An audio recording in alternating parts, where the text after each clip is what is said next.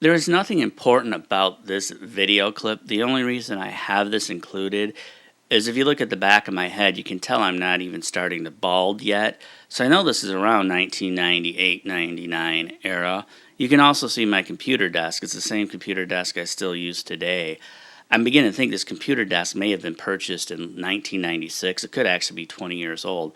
I just haven't found a better computer desk than the one that you see in this video. I forgot I had purchased this computer case. I like it. If you notice, it's got that like clear blue plastic.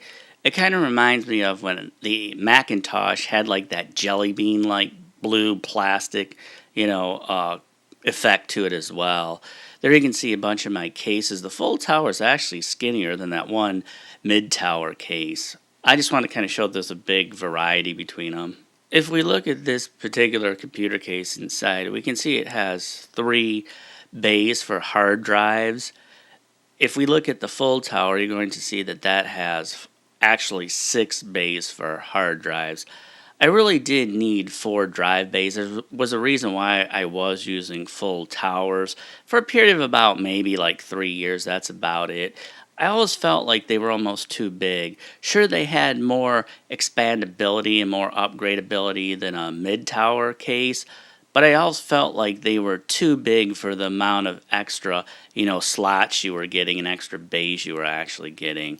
If you look above the power supply, I always felt like, hey, they should have 6 hard drive bays above that power supply.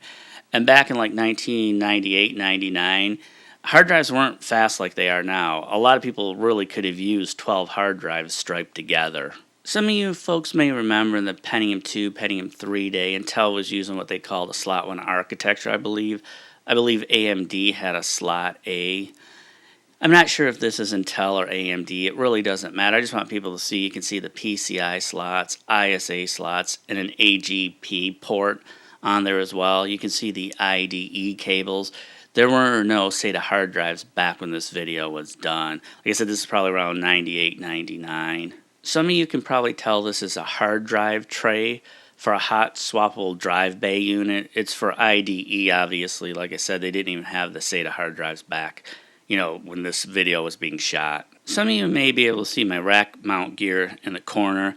I have a Carvin amp rack mounted. You can also see my Layla system. Up above is my audio board. I wanted to take another look at the full tower because I do want people to realize I really did like it when I first got it. I mean, like I said, I had a lot more upgradability than I would with a regular ATX case, but as time went on, like I said, I didn't need all those drive bays. I didn't need all those expansion bays. At one time I did, but when I didn't need them, hey, I went to something a lot smaller. As you can see here, I'm putting in one of the hot swappable hard drive bays. I did have my Canopus Storm. It had like audio and video ports like a little breakout box that went in the expansion bay, which was kind of cool. And then I had my hot swappable hard drive bays. I had my DVD burner. So there was a time when I really did need more expansion bays, needed more hard drive space as well. But as you guys know now, I use a micro ATX case. I'm basically just trying to show a close-up of the expansion slots. You have PCI, ISA, and an AGP port. In this part of the video, I'm just showing that you could assign numbers to your expansion slots. Some video capture cards, like the Canopus Storm, I think it said it needed IRQ 10 or higher. So if you put it in PCI slot 2 or 3, you can make sure the IRQ was set to 10 or higher.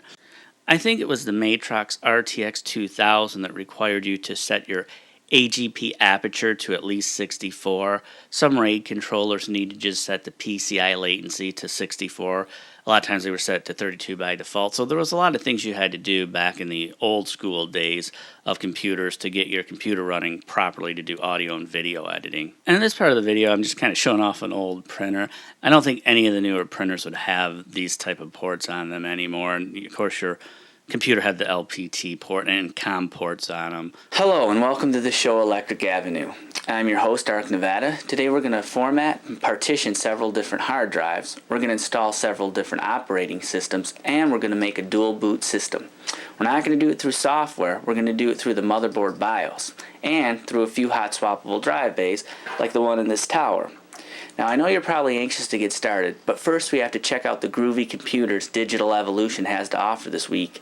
So sit back and relax, and I'll be back in 2 minutes. I'm guessing this was done around 2001, 2002, because I can tell my hair's really starting to thin out. I want to let people know this is long before YouTube even was available. I was trying to put together like a mock computer show that I could maybe pitch to, maybe public access or maybe even, our local like ABC or NBC affiliate. So that's actually what you're seeing here right now. Some people might say it almost looks like the Kenny Everett video show. It looks like really low budget. And I'm just going to actually show a couple other setups that I had from like around 1998 to probably around 2002. Some of you might like the way it's set up. Some people might think it looks horrible, but I just thought I'd kind of show it real quick in this video. As a lot of you know, I now use a little micro ATX computer system. And this is pretty much what my whole like editing suite looks like nowadays. So there is a big difference from what I have today as opposed to what I had, basically back in like 1998, the year 2002. I've gone through a lot of different changes.